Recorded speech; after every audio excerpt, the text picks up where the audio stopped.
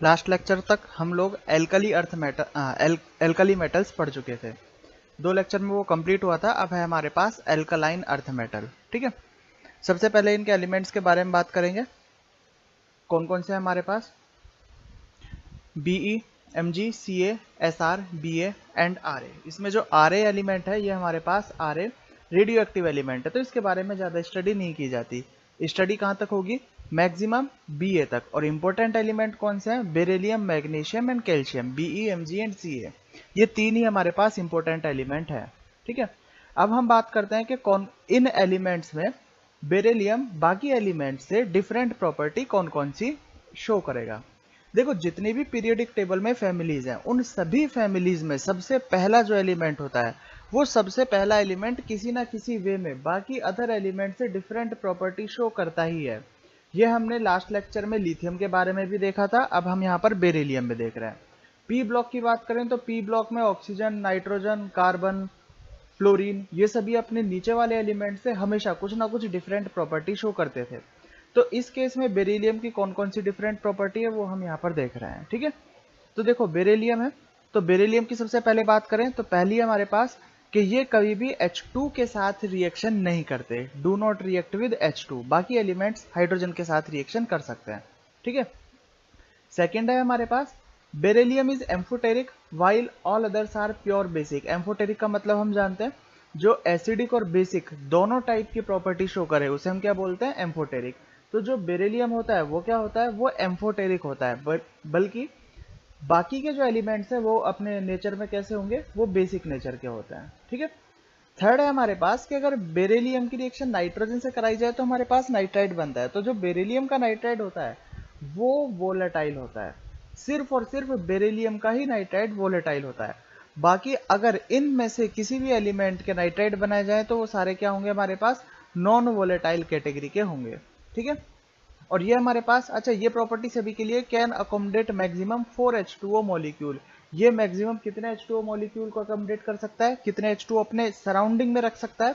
सिर्फ 4 H2O इसके surrounding में आ सकते हैं। इसकी जो कोवेलेंसी है, बोल सकते हैं हम यहाँ से कि इसकी जो कोवेलेंसी है वो कोवेलेंसी कितनी है? यहाँ पर कोवेलेंसी है हमारे पास 4। ठीक है, इसके बाद है हमारे पास melting point and ionization energy. 2 type की प्रॉपर्टी पढ़नी है। देखो, प्रॉपर्टी इसकी बहुत सारी हैं इस एलिमेंट्स में, मतलब अगर चैप्टर डिटेल में पढ़ाया जाए तो डिटेल में हम यहाँ से शुरू से कर सकते हैं। Electronegativity, atomic size, ionisation enthalpy, electron affinity, सब कुछ इसमें पढ़ाया जा सकता है। लेकिन ये लेक्चर छोटा ही इसलिए है क्योंकि यहाँ पर सिर्फ वो चीजें पढ़ाई जा रही है जो डिफरेंट है, जहां से क्वेश्चन आने के चांसेस हैं। ठीक है, मतलब बाकी तो इसमें बहुत कुछ है। इसमें केमिकल बॉन्डिंग और पीरियोडिक टेबल दोनों चैप्टर डाले जा सकते हैं। केमिकल बॉन्डिंग से सीक्वेंस डाले जा सकते हैं और पीरियोडिक टेबल की सारी प्रॉपर्टीज इसके अंदर डाली जा सकती हैं। लेकिन हम पढ़ क्या रहे हैं? पीरियोडिक टेबल और केमिकल बॉन्डिंग हम 11th क्लास में पहले ही पढ़ चुके हैं। तो यहाँ पर सिर्फ वो प्रॉपर्टी बताई जा रही है जो उसमें डिफरेंट प्रॉपर्टी शो होती हैं। जैसे हम मेल्टिंग पॉइंट की बात करते हैं, मेल्टिंग पॉइंट में अगर हमें देखना है कि मेल्टिंग पॉइंट सबसे ज्यादा किसका होता है, तो बेरिलियम का मेल्टिंग पॉइंट सबसे ज्यादा होता है और मैग्नीशियम का मेल्टिंग पॉइंट सबसे कम होता है। ये हमें यहाँ पर याद रखना है। ठीक है, नेक्स्ट है आयोनाइजेशन। अच्छा, बॉइलिंग पॉइंट की बात करें तो बॉइलिंग पॉइंट में टॉप टू बॉटम आने पर बॉइलिंग पॉइंट कंटिन्यू इंक्रीज कर रहा है, उसमें कोई एक्सेप्शन नहीं है, इसलिए नहीं बताया जा रहा। जैसे जैसे मॉलिक्यूलर मास बढ़ता है वैसे वैसे बॉइलिंग पॉइंट कंटिन्यूअसली इंक्रीज होता जाता है। अब हम देखते हैं आयोनाइजेशन एनर्जी। तो टॉप टू बॉटम आने पर आयोनाइजेशन एनर्जी क्या होती है? टॉप टू बॉटम आने पर आयोनाइजेशन एनर्जी हमेशा कंटिन्यू डिक्रीज होती है। ठीक है, मतलब अगर इस सीक्वेंस में बात करें तो लेफ्ट से राइट अगर हम जाएं तो आयोनाइजेशन एनर्जी क्या होगी? डिक्रीज होगी। तो ऑर्डर क्या होगा? ऑर्डर होगा सबसे पहले beryllium, magnesium, calcium, Sr, Ba, Ra। लेकिन एक्सेप्शन यहाँ पर यह है कि यहाँ पर ये जो सीक्वेंस है ये थोड़ा सा चेंज हो जाता है, फ्लिप हो जाता है, शफल हो जाता है। मतलब Ra आगे आ जाएगा और Ba पीछे हो जाएगा। तो ये जो सीक्वेंस है हमारे पास ये रॉन्ग है। राइट सीक्वेंस क्या होगा? राइट सीक्वेंस होगा हमारे पास ये beryllium, magnesium, calcium, strontium, Ra and Ba। ये आयोनाइजेशन एनर्जी, इसके अलावा और कोई भी इसके अंदर एक्सेप्शन नहीं है, तो प्रॉपर्टी नहीं पढ़ाई जा रही। नेक्स्ट है हमारे पास फ्लेम कलराइजेशन। फ्लेम कलर किस तरीके से होता है ये हम पहले भी पढ़ चुके हैं, फिर से बताते हैं। फ्लेम कलराइजेशन क्या है? फ्लेम कलर का मतलब है जैसे अगर हम टेम्परेचर देते हैं, हीट देते हैं, तो वो फायर कैच कर लेता है, फ्लेम निकलती है उसमें से। उसका फ्लेम का कलर शो क्यों होता है? उसका फ्लेम का कलर शो होता है उसमें से इलेक्ट्रॉन के बाहर निकलने की वजह से। क्योंकि जब इलेक्ट्रॉन ट्रांसफर होते हैं एक शेल से दूसरे शेल, या फिर इलेक्ट्रॉन एटम से बाहर निकल जाता है, तो वहां पर एनर्जी का ट्रांजैक्शन होता है, और उस एनर्जी का ट्रांजैक्शन अगर विजिबल रेंज में हो जाए तो वही फ्लेम कलर शो करता है। ठीक है, तो अगर बेरिलियम और मैग्नीशियम के फ्लेम कलर की बात की जाए तो ये फ्लेम कलर शो नहीं करते, does not show flame colour. ठीक है, क्यों? क्योंकि इनकी आयोनाइजेशन एंथैल्पी बहुत ज्यादा हाई होती है। तो हाई आयोनाइजेशन एंथैल्पी की वजह से इलेक्ट्रॉन इजीली बाहर नहीं निकल पाता, इसीलिए ये फ्लेम कलर शो नहीं कर पाते हैं। ठीक है, इंपॉर्टेंट याद रखने वाली टर्म है ये। इसके बाद बाकी के एलिमेंट्स की अगर हम फ्लेम कलर की बात करें तो बाकी एलिमेंट्स है हमारे पास Ca, Sr एंड Ba। तो Ca का कलर है ब्रिक रेड, Sr का कलर है क्रिम्सन रेड एंड Ba का कलर है एप्पल ग्रीन। ऐसे याद रख सकते हैं ये BCA। तो BCA एक कोर्स भी होता है, पता होगा तुम लोगों को, तो इस तरीके से याद रखा जा सकता है BCA, B for brick red, C for crimson red and A for Apple green. ठीक है, तो ये हुआ हमारे पास फ्लेम कलर।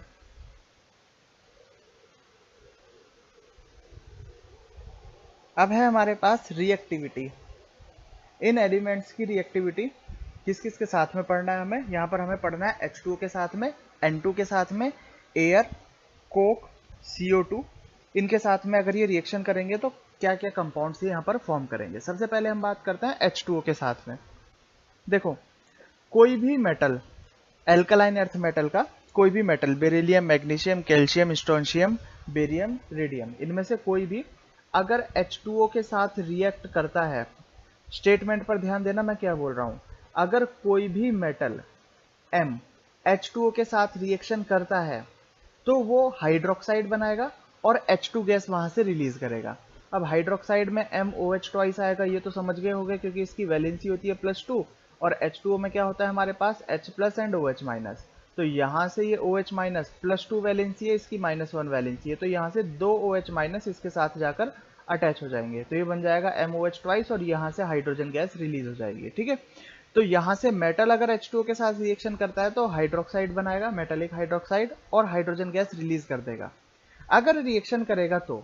लेकिन अगर किसी केस में रिएक्शन नहीं करे तो क्या होगा? तो रिएक्शन अगर नहीं किया तो केस की हम बात करते हैं, जैसे कि बेरिलियम रिएक्शन नहीं करता, ये हमें याद रखने वाली चीजें हैं। ठीक है, अगर रिएक्शन किया किसी भी मेटल ने तो हाइड्रोक्साइड और H2 ही बनाना है, लेकिन बेरिलियम तो रिएक्शन करेगा नहीं, तो अगर Be+H2 आ जाए तो कोई भी प्रोडक्ट नहीं बनाना। ठीक है, उसके बाद मैग्नीशियम सिर्फ और सिर्फ हॉट वाटर के साथ रिएक्शन करेगा। अगर यहां पर लिखा हो Mg प्लस कोल्ड वाटर तो हमें प्रोडक्ट नहीं बनाना, मैग्नीशियम सिर्फ और सिर्फ हॉट वाटर के साथ ही रिएक्शन करेगा। ठीक है, आगे हम बात करें, बाकी के जो भी एलिमेंट्स अब हमारे पास बचे वो सभी कोल्ड वाटर के साथ रिएक्शन करेंगे। ठीक है, तो जितने भी एलिमेंट बचे, कौन कौन से बचे अब हमारे पास? कैल्शियम, स्ट्रोंशियम, बेरियम, ठीक है, और रेडियम। वो किसके साथ रिएक्शन करेंगे? वो सिर्फ और सिर्फ कोल्ड वाटर के साथ रिएक्शन करेंगे। ठीक है, और प्रोडक्ट क्या बनाएंगे? Metallic hydroxide and H2 gas release कर देंगे। ठीक है, नाइट्रोजन के साथ रिएक्शन कराएं तो जैसा भी हमने पढ़ा भी था बेरिलियम के केस में Be3N2 बना था, तो यहाँ पर कोई भी एलिमेंट है हमारे पास M, ठीक है, उसकी रिएक्शन अगर नाइट्रोजन गैस के साथ में की, N2 के साथ में की, तो क्या बनेगा हमारे पास? नाइट्राइड बनेगा, नाइट्राइड M3N2, ठीक है, M एंड N, M की वैलेंसी 2, नाइट्रोजन की वैलेंसी 3, जब इसे क्रॉस करेंगे तो क्या बन जाएगा हमारे पास? M3N2 टाइप का नाइट्राइड यहाँ पर बनेगा। ठीक है, ये इंपॉर्टेंट नहीं है, इंपॉर्टेंट इसके आगे की टर्म है। क्वेश्चन में क्या क्या कभी कभी क्या दिया जाता है कि हमारे पास कोई भी एलिमेंट है A, इसकी रिएक्शन अगर N2 से कराई तो बना B को आगे हमने हीट किया तो वापस से A बना, B को अगर हम H2 के साथ में रिएक्शन करा रहे हैं तो C बनेगा, C क्या होगा, इस तरीके से क्वेश्चन पूछा जाएगा। तो आगे की टर्म क्या है हमारे पास कि अगर इस नाइट्राइड को आगे हम हीट कर दें तो हीट करने पर क्या होगा? हीट करने पर ये फिर से वही मेटल फॉर्म कर देगा जिससे ये बना है, मतलब M+N2 से बना था M3N2, इसे अगर हीट किया तो ये फिर से डिकम्पोज होके क्या बना? डिकम्पोज होके इसने M+N2 ही बना दिया। ठीक है, और अगर M3N2 की रिएक्शन अगर H2O के साथ में की, हाइड्रोलिसिस किया, तो हाइड्रोलिसिस करने पर ये हाइड्रोक्साइड बनाया और NH3 गैस यहां से ये रिलीज किया। ठीक है, ध्यान रखना है M3N2 प्लस H2O क्या बनाएगा, हाइड्रोक्साइड, हाइड्रोक्साइड एंड हाइड्रोक्साइड के साथ में यहां से अमोनिया गैस निकालेगा। ठीक है,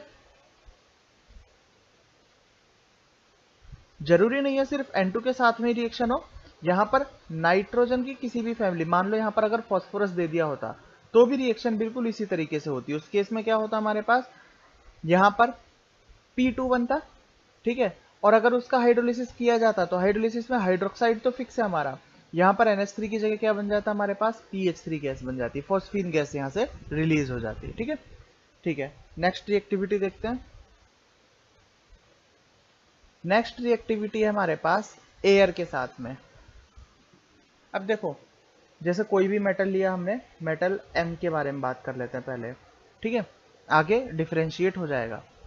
तो M अगर एयर के साथ में रिएक्शन करता है तो एयर के जो मेजर कंपोनेंट है, वो मेजर कंपोनेंट क्या है, मेजर कंपोनेंट है उसमें O2 भी अवेलेबल होता है और N2 भी अवेलेबल होता है, और भी बाकी गैसेज यहाँ पर अवेलेबल होती हैं। ठीक है, तो इन सब अलग अलग गैसेज से रिएक्शन करके अलग अलग कंपाउंड यहाँ पर फॉर्म होते हैं एयर के साथ में रिएक्शन करने पर। ठीक है, अब कौन कौन से कंपाउंड फॉर्म होते हैं, इन सब का मिक्सचर हमें मिलता है, तो इस मिक्सचर में कौन कौन से कंपाउंड यहाँ पर फॉर्म हो सकते हैं उसके बारे में बात करते हैं। तो देखो M प्लस अगर N2 के साथ में रिएक्शन करेगा तो बनाएगा M3N2, अभी हमने पढ़ा है N2 के साथ में रिएक्शन, पिछला टॉपिक यही था, M3N2 बनाएगा यहाँ पर। ठीक है, तो N2 का तो हमारे पास प्रोडक्ट ये फिक्स हुआ। अब अगर वो ऑक्सीजन के साथ में रिएक्शन करता है तो ऑक्सीजन के साथ में रिएक्शन करने पर पॉसिबिलिटी है ऑक्साइड बनने की भी और परऑक्साइड बनने की भी, डिपेंड करता है कि मेटल कौन सा है। ठीक है, अगर मेटल है हमारे पास Be, बेरिलियम या मैग्नीशियम, तो वो ओनली ऑक्साइड फॉर्म करेगा। और अगर मेटल हमारे पास बेरिलियम और मैग्नीशियम के अलावा और कोई सा भी है, कैल्शियम दे दिया, स्ट्रोंशियम दे दिया, बेरियम दे दिया, तो वो क्या बनाएंगे, वो परऑक्साइड फॉर्म करेंगे। ठीक है, याद रखनी है ये चीज हमें। तो अगर हमारे पास मेटल है, मेटल के साथ में O2 प्लस एयर लिखा हुआ है, तो प्रोडक्ट क्या बनेगा हमारे पास, M3N2 तो फिक्स है। M3N2 के साथ में ऑक्साइड है या परऑक्साइड, डिपेंड करता है BeMg या अदर एलिमेंट है। ठीक है, अब अगर हमारे पास BeMg उसको H2O के साथ रिएक्शन कराई जाए तो क्या बनाएगा, ये ओनली हाइड्रोक्साइड बनाएगा, MOH ट्वाइस। ठीक है, और अगर परऑक्साइड वाले एलिमेंट के साथ में अगर उसका हाइड्रोलिसिस कराया जाए, H2O के साथ में रिएक्शन कराई जाए, तो क्या क्या बनेगा, वहां से बनेगा हमारे पास H2O2 and MOH twice, hydroxide के साथ में एक परऑक्साइड, हाइड्रोजन परऑक्साइड और बनेगा।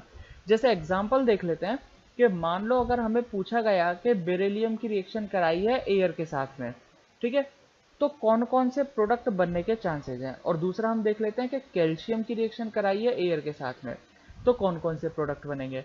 तो बेरिलियम की जब रिएक्शन कराई जाएगी एयर के साथ में, तो अगर वो नाइट्रोजन के साथ में रिएक्शन करता है तो नाइट्रोजन के साथ में रिएक्शन करके क्या बनाएगा, Be3N2 बनाएगा। ठीक है, प्लस अब यहां से देखो ऑक्साइड बनने वाला है या परऑक्साइड, सिर्फ ऑक्साइड बनने वाला है, तो ऑक्साइड क्या बन जाएगा हमारे पास, BeO बन जाएगा। अगर मैग्नीशियम है तो MgO बन जाएगा। ठीक है, कैल्शियम के केस में क्या प्रोडक्ट बनेगा हमारे पास, कैल्शियम के केस में CA3N2 तो है ही, प्लस साथ में क्या बनेगा, उसका परऑक्साइड बनेगा। परऑक्साइड मतलब हमारे पास बनेगा यहाँ पर CA2O। ठीक है, इस तरीके से यहाँ पर कंपाउंड फॉर्म होंगे। अच्छा, आगे ये भी पूछा जा सकता है, अब देखो ये जो टॉपिक्स है ना, इन टॉपिक्स में से धीरे धीरे कुछ भी क्वेश्चन पूछे जा सकते हैं। जैसे जो एडवांस में क्वेश्चंस पूछे जाते हैं, वो एडवांस में क्वेश्चन कंपाउंड के नाम ABC करके ऐसे कुछ भी क्वेश्चन पूछा जा सकता है। मान लो जैसे वो क्वेश्चन दे हमें, अभी तक जितना टॉपिक पढ़ा है देखो उसी से जो क्वेश्चन आया है उसके बारे में बात कर रहा हूं। हमारे पास कंपाउंड एक है A, इसकी रिएक्शन हमने कराई एयर के साथ में। ठीक है, तो एयर के साथ में रिएक्शन कराने पर यह बनाता है हमारे पास B एंड C। यहां पर जो B है वो है हमारे पास वोलेटाइल। ठीक है, और जो C है उस C का हाइड्रोलिसिस कराने पर, C का अगर हाइड्रोलिसिस कराया तो ये हमारे पास कंपाउंड दे देता है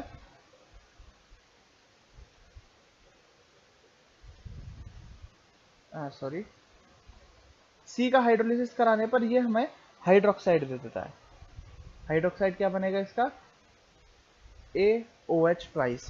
तो बताओ A क्या होगा, ए बी या सी कुछ भी पूछ सकता है कि क्या होगा। तो देखो किस तरीके से करना है कि एयर के साथ में रिएक्शन करने पर एक बन रहा है वोलेटाइल और ये हाइड्रोलिसिस कराने पर हाइड्रोक्साइड बन रहा है, तो मतलब ये क्या होगा, ये ऑक्साइड होगा।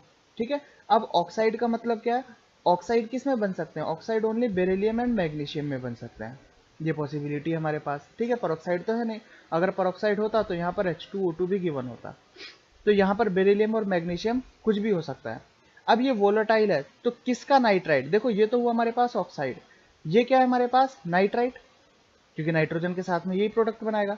तो ये नाइट्राइट अगर वोलेटाइल है तो वोलेटाइल के केस में ये ओनली Be ही हो सकता है, मतलब ये क्या होगा हमारे पास Be3N2 ही होगा, क्योंकि बाकी अदर एलिमेंट्स के जो नाइट्राइट होता है वो क्या होता है नॉन वोलेटाइल। तो इसका मतलब ए क्या हुआ हमारे पास, ए हुआ Be। तो इस तरीके से क्वेश्चन पूछे जाते हैं, ए होगा हमारे पास Be, बी हो जाएगा हमारे पास Be3N2 एंड सी क्या हो जाएगा हमारे पास BeO। ठीक है,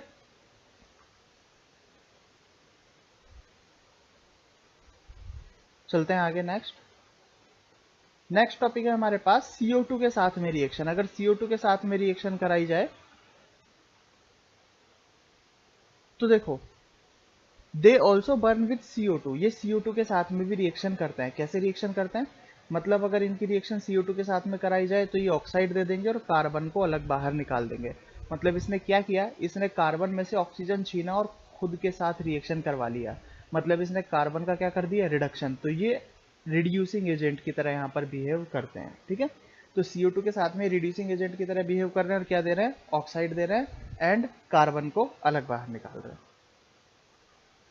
एंड नेक्स्ट लास्ट रिएक्टिविटी है हमारे पास इसमें कोक के साथ में, सबसे ज्यादा इंपॉर्टेंट यही है हमारे पास। ठीक है, क्योंकि इसमें कार्बाइड के बारे में क्वेश्चन सबसे ज्यादा पूछे जाते हैं। देखो सबसे पहले हम बात करें बेरिलियम के साथ में अगर कार्बन रिएक्शन करता है तो बेरिलियम के साथ में जो कार्बन रिएक्शन करके बनाएगा कंपाउंड वो है हमारे पास Be2C।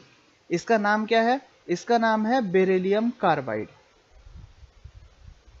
Be2C beryllium carbide. ठीक है, अब इसके ऊपर हमें चार्ज याद रखना है कि किस किस तरीके से चार्ज होते हैं। देखो मैंने यहाँ पर स्ट्रक्चर भी बनाई हुई है कि करके सबके बारे में बात करेंगे। तो जो Be2C पर चार्ज है कार्बन के ऊपर, कार्बन की वैलेंसी 4 होती है हमें पता है, तो कार्बन का चार्ज कितना होगा यहाँ पर -4, और इसको बैलेंस करने के लिए 2 बेरिलियम है, मतलब बी के ऊपर कितना चार्ज होगा यहाँ पर +2, तो Be+2 and Be+2 and Be+2 दोनों मिलके 4 चार्ज बना रहे हैं और कार्बन के 4 चार्ज के साथ यहाँ पर ये बैलेंस हो रहा है। ठीक है, अब बेरिलियम कार्बाइड तक तो ठीक है, यहाँ पर भी कार्बाइड बन रहा है, यहाँ भी मैग्नीशियम का कार्बाइड बन रहा है, यहाँ पर भी कैल्शियम का कार्बाइड बन रहा है, और तीनों के केस में अलग अलग टाइप के कार्बाइड है। ठीक है, तो जब इनका हाइड्रोलिसिस कराया जाएगा तो वहां से भी अलग अलग टाइप की गैस रिलीज होंगी। ठीक है, तो इसीलिए ये टॉपिक हमारे पास सबसे ज्यादा इंपॉर्टेंट हो जाता है। देखो बेरिलियम की रिएक्शन जब कार्बन के साथ कराई तो क्या बना हमारे पास बेरिलियम कार्बाइड, और बेरिलियम कार्बाइड मतलब Be2C का जब H2O के साथ में 4 मॉलिक्यूल लगेंगे यहाँ पर, तो H2O के साथ में जब इसका हाइड्रोलिसिस कराया जाएगा तो कौन सी गैस रिलीज होगी यहाँ पर, CH4 गैस रिलीज होगी, मीथेन गैस रिलीज होगी। याद रखना इंपॉर्टेंट है ये बहुत। ठीक है, अच्छा बेरिलियम एल्यूमिनियम के साथ में डायगोनल रिलेशनशिप शो करता है, तो यहाँ पर जैसी बेरिलियम प्रॉपर्टी शो कर रहा है वैसी ही सेम एल्यूमिनियम भी शो करेगा। यहाँ बेरिलियम की जगह एल्यूमिनियम भी हो सकता है, क्योंकि ये डायगोनल रिलेशनशिप यहाँ पर बेरिलियम के साथ में शो करता है। ठीक है, सेकंड की बात करते हैं। सेकंड है हमारे पास मैग्नीशियम। तो मैग्नीशियम और जब कार्बन रिएक्शन करेंगे तो बनेगा हमारे पास magnesium carbide. Magnesium carbide formula Mg2C3।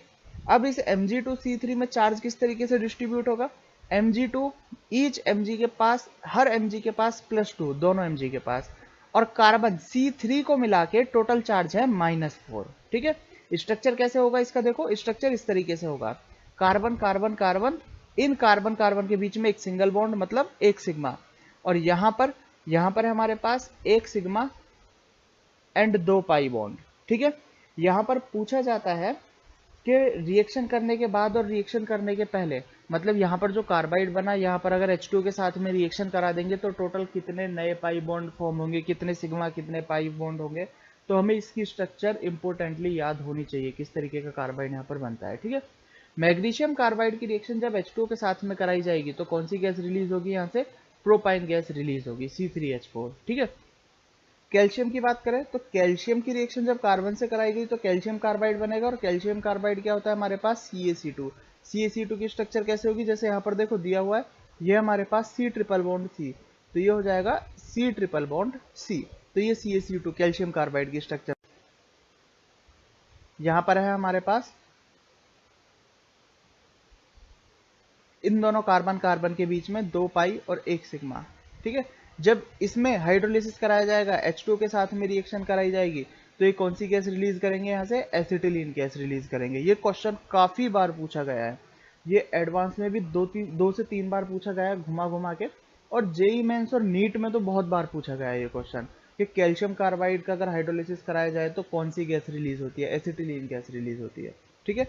अच्छा, कैल्शियम कार्बाइड की रिएक्शन अगर N2 के साथ में करा दी जाए तो N2 के साथ में जो प्रोडक्ट बनेगा वो बनेगा हमारे पास CaCN2 प्लस C, और CaCN2 प्लस C इन दोनों का जो मिक्सचर होगा, इस मिक्सचर को मिला के बोला जाएगा नाइट्रोलिनिसे हम बोलते हैं, ठीक है।